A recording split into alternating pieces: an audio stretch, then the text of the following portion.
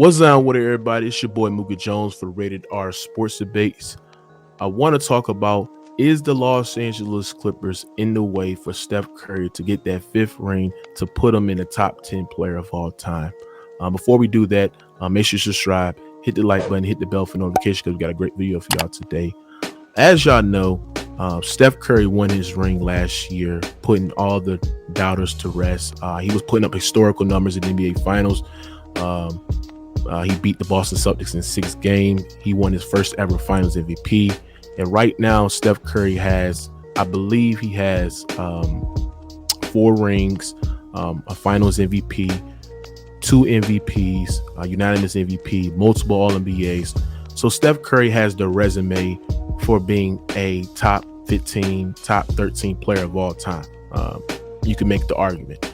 But I don't have Steph Curry in my top 10 because he has to win multiple Finals MVPs and he has to win more championships to make a great case of him being actually a top 10 player, right? And a team that's coming back, I believe, that's going to give the Golden State Warriors a challenge and a run for their money is the Los Angeles Clippers.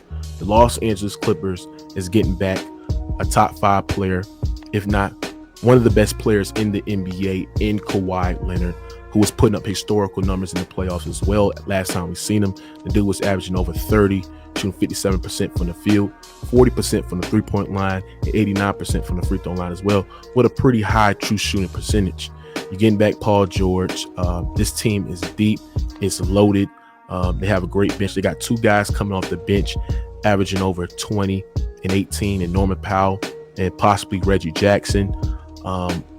They got a playmaker in John Wall, which I feel like it fixed all the issues, especially at the playmaking spot and getting a true floor general, a guy that can take the pressure off of PG and Kawhi, get to the rack, make the skip pass to the corner, feed guys the ball, especially when they're stealing off position. John Wall can do it all, and he can defend pretty well too as well. They got a great coach in Tyronn Lue. They got multiple 3-and-D guys that can shoot the 3, that can space out the floor. And they got a deadly small ball lineup alongside with the Golden State Warriors too as well. I believe the Clippers and the Golden State Warriors are 1A, 1B as one of the contending teams of coming out the Western Conference. But to me, the Golden State Warriors always have trouble when playing a player like Kawhi Leonard. I think Kawhi Leonard has a winning record, is the only superstar currently that has the winning record over Steph Curry in the Golden State Warriors. Kawhi destroys the Warriors every time we see him.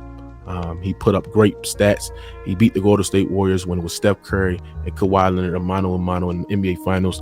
Kawhi averaged nearly 30, 10 rebounds, 5 assists on 2 steals, 1.1 blocks per game in the NBA Finals, and really was the best player when matching up against Steph Curry, who is an all-time great player. I believe if Steph can go through the Los Angeles Clippers, when I think of the Los Angeles Clippers, I think of a deep team who is well coached, who defends, who score with ease, who can space the floor. They have it all. They're a complete team alongside with the Golden State Warriors. I believe if Steph Curry can go through the Los Angeles Clippers and beat some pretty deep teams in the Western Conference, I think Steph Curry and then win his second Finals MVP alongside with 5 rings.